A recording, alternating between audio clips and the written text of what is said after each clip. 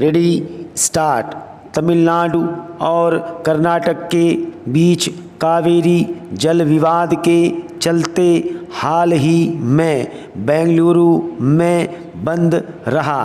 कावेरी के पानी को लेकर दोनों राज्यों के बीच का यह विवाद न सिर्फ बहुत पुराना है बल्कि निचली अदालतों से उच्चतम न्यायालय के हस्तक्षेप के बावजूद यह विवाद नहीं सुलझा है। दरअसल वर्ष 2018 में अदालत ने कर्नाटक को प्रतिदिन तमिलनाडु के लिए 5000 क्यूसेक पानी छोड़ने के लिए कहा। इसी को लेकर कर्नाटक में विरोध है। भारत में राज्यों के बीच मतभेद और विवादों का मुद्दा कोई नया नहीं है।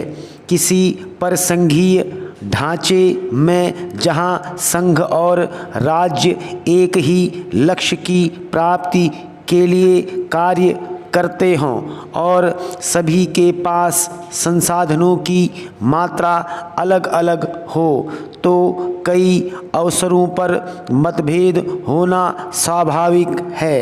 हालांकि मतभेद लोकतांत्रिक व्यवस्था का एक अनिवार्य गुण है, क्योंकि तभी सहमति आधारित निर्णय विकास में सभी की सहभागिता सुनिश्चित करता है। लेकिन जब भी मतभेद लंबे समय तक बना रहता है वह विवाद का रूप ले लेता है।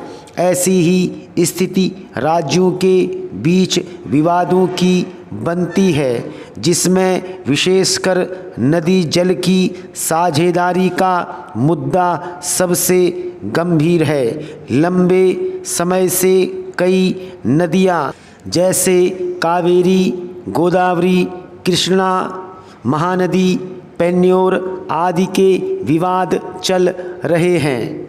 इस तरह के विवादों के समाधान में केंद्र सरकार की अहम भूमिका होती है, क्योंकि भारत के राजनीतिक ढांचे की विशेषता यह है कि इसका चरित्र परिसंघीय है, लेकिन इसकी आत्मा एकात्मक है।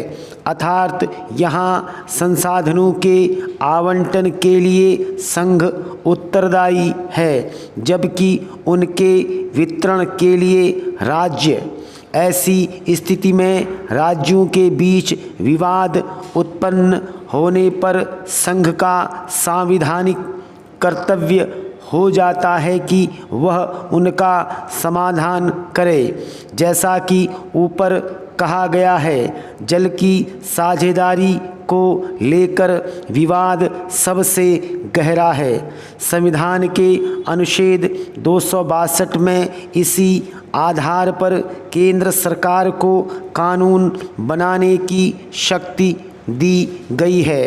अंतर्राज्यीय जल विवाद अधिनियम 1956 और नदी बोर्ड अधिनियम 1956 इसी शक्ति के प्रयोग के परिणाम हैं।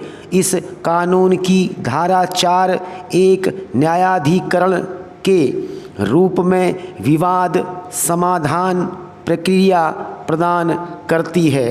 अधिनियम की धारा 5(2) के अनुसार न्यायाधिकरण न केवल निर्णय देगा बल्कि केंद्र सरकार द्वारा उसे भेजे गए मामलों की जांच भी करेगा और अपने निर्णयों के साथ तथ्यों को स्थापित करते हुए एक रिपोर्ट अग्रसारित करेगा। तात्पर्य यह है कि न्यायाधिकरण की जिम्मेदारी संबंधित राज्यों द्वारा उठाए गए मुद्दों के निर्णय तक सीमित नहीं है। सार्वजनिक डोमेन में मौजूद अन्य पहलुओं जैसे जल प्रदूषण, नमक निर्यात आवश्यकता, जल की गुणवत्ता में गिरावट, बाढ़ नियंत्रण, नदी की स्थिरता की जांच तक ही सीमित नहीं है।